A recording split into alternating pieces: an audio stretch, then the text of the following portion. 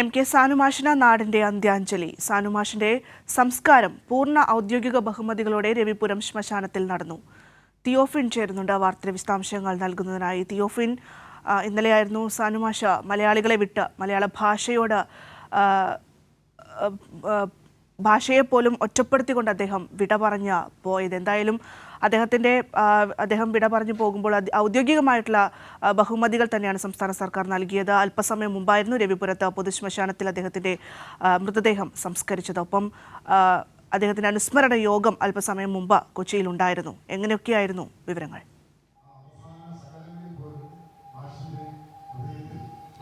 Bhadra 4:30 MK. സാനുമാസ്റ്ററുടെ മൃതദേഹം സംസ്കരിച്ചത്. കൊച്ചി രവിപുരം ശ്മശാനത്തിൽ നടന്ന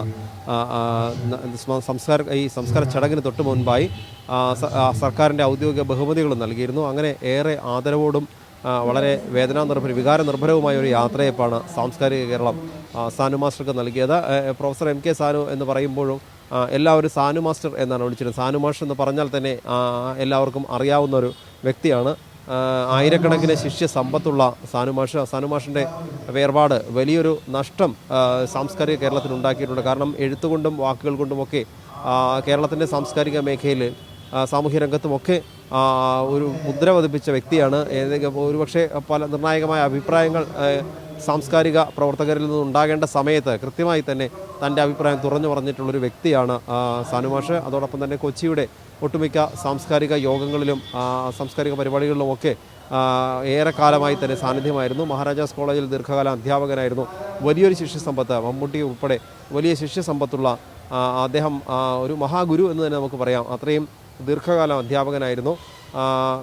കൊച്ചിയിലെ ജനപ്രതിനിധിയായി 1987 മുതൽ പ്രവർത്തിച്ചിട്ടുണ്ട്. 4 വർഷക്കാലം പ്രവർത്തിച്ചിട്ടുണ്ട്. അങ്ങനെ നാനാ മേഖലയിൽ ഒരുപക്ഷെ അധ്യാപകനെന്നും ഒരു മനുഷ്യാവകാശ പ്രവർത്തകൻ, അങ്ങനെ ഏത് പേരിലും വിശേഷിപ്പിക്കാവുന്ന ഒരു വ്യക്തിയായിരുന്നു സാനു മാസ്റ്റർ.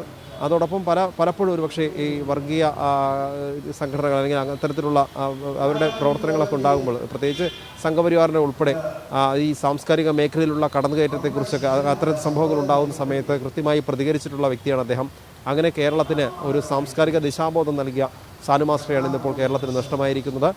രാവിലെ മുതൽ തന്നെ അദ്ദേഹത്തിൻ്റെ കാരിക്കാമുറിയിലെ വീട്ടിലും എറണാകുളം ടൗൺ ഹാളിലുമൊക്കെ പൊതുദർശനത്തിൻ്റെ സമയത്ത് അദ്ദേഹത്തിൻ്റെ ശിഷ്യന്മാരും സാംസ്കാരിക മേഖലയിലുള്ള പ്രമുഖരും മന്ത്രിമാരും ഒക്കെ ഉൾപ്പെടെ അദ്ദേഹത്തിന് അന്ത്യാഞ്ജലി അർപ്പിച്ചു. മുഖ്യമന്ത്രിയും CPM general secretary M.A. Baby, സംസ്ഥാന സെക്രട്ടറി M.V. ഗോവിന്ദൻ മാസ്റ്റർ ഉൾപ്പെടെയുള്ള ഒരു മന്ത്രിമാരും ഒക്കെ അദ്ദേഹത്തിന് അന്ത്യാഞ്ജലി അർപ്പിക്കാൻ എത്തിയിരുന്നു.